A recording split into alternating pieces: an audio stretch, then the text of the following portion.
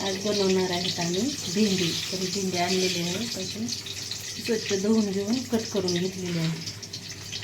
तर आता लसूण टाकायला ठेवलेला आहे तेलामध्ये. ते थोडासा लाल झाला ना लसूण, परत लसूण भेंडी टाकून घ्यायची. तर आम्ही दह्यातली भेंडी बनवणार आहे.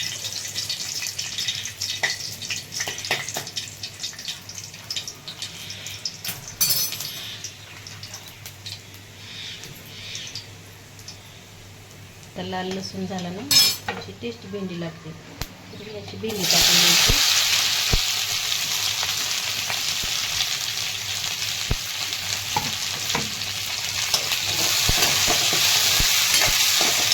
छान अशी परतून घ्यायची आणि थोडंसं मीठ टाकून घ्यायचं. लगेच तिखट ती टाकलं तर भेंडी शिजल्या जात नाही, त्याच्यामुळे थोडंसं मीठ टाकून घ्यायचं.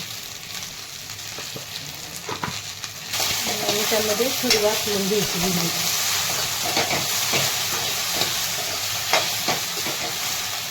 तर याची थोडी तेलामध्ये परतली का तर आपल्याला दह्यातली भेंडी करायची, त्याच्यामुळे लगेच दही टाकून घ्यायचं. थोडंसं चवीनुसार आपलं दही टाकून घ्यायचं.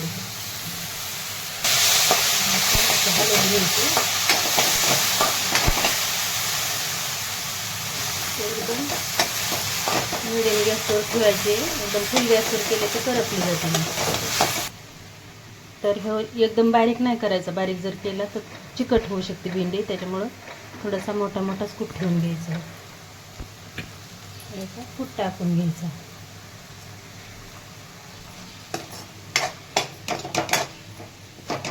आपल्याला हिरवी मिरची न टाकता लाल तिखट टाकायचं. तर दही टाकल्यानंतर लाल तिखटाची खूप छान भेंडी लागते.